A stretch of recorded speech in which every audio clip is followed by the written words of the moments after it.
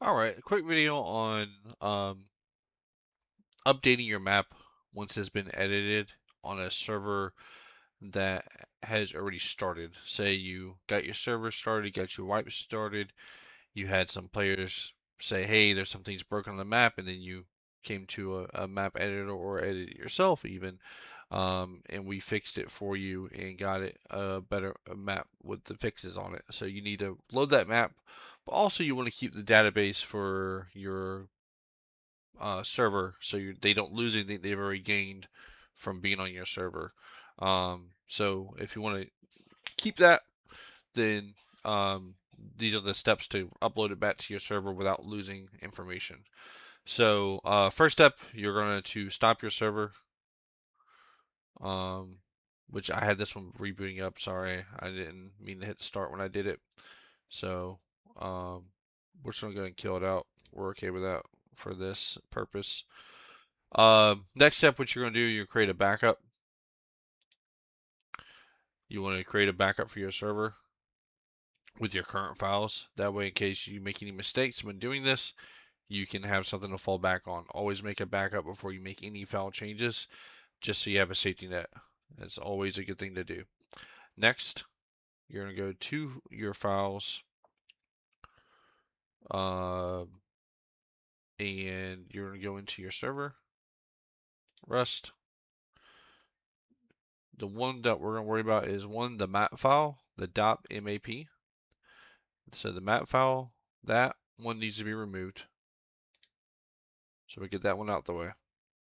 Next, what we need to do, these three files that say SAV, the .sav, .sav.1, .sav.2, all three of these have to be renamed to the map's new name because you do have to change the name of the map file. That's a very important thing. So when you're sent a map file, I use Dropbox when sending it to people. So for the map, what I did for it, I changed it. I just added a 2 onto the front just to make it a different name. This way, when your players from your server go load the map, it's not trying to load the old one off of their file. It just makes it better for getting back into your server without issues. Otherwise, it might clash and have issues where they have to go in and then delete their files from their maps in their system, and it can cause a whole bunch of issues. So, next we need the link, which you'll copy link. Once you copy that link, you'll go ahead and have that ready. So we'll just copy and keep it because we'll load that up in a minute here. So what we need to do now is we need to edit these names. So we're going to rename.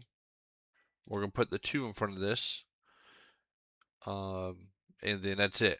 So this part is the map name. This part you have to keep. You just hit rename. And then we're going to do the same thing on the other 2. We'll put the new name in there, rename, and the last one right here, we're going to rename it, and we're going to put the 2 in front of it and rename. Once you have those files renamed, you're next going to go to some servers have like a startup page. Do not do a wipe. You're not doing a wipe. So all you're doing is going to your startup page. You'll go to where it has custom map.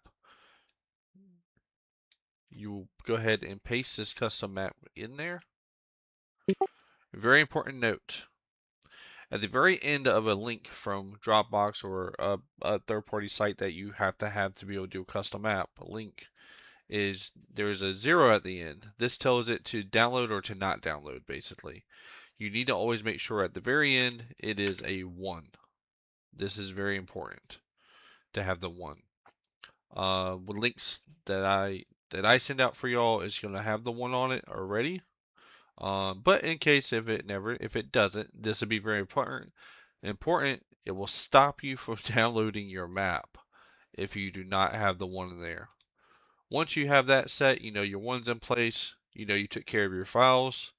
We're good to go. You go back to your console page and you start your server up, and it will start starting it up. Now, again, your player information won't lose anything with doing this. So this is a quick video to just help you out with any maps that you edited once wipe has started, and you want to save that data. And you'll get this. This takes some. Sometimes you'll get a couple of these waiting for RCON. That's just it's just a filler when it's taking time. But as you see right now, it's already starting to work on downloading the world. Um, Usually, if there's any errors, it's not going to let you start downloading the world, and then you know there's a mistake, at least on the level of possibly that missing that one at the very end of taking that zero out and changing it to a one. That could cause that. So you'll see all this stuff starting to load up, and then if you go into your files, go to server, Rust. You'll see the map file is now in there. Now it automatically adds the second set of numbers after the underscore. Those do not matter.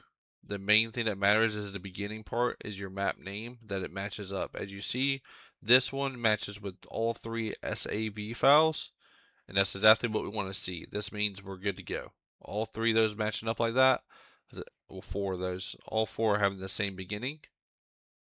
And that's what we want and you need. So that's how it will be saved into a keep it.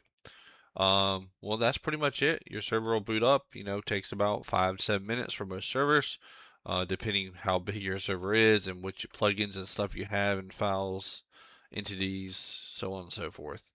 But thanks for watching this video, and please feel free to reach out for any map edits, for fixing them for y'all and stuff. Feel free to reach out to me again. I'll be more than happy to take a look and let you know if I can or can't do it, and we can work out something to get that done. All right, y'all have a good day.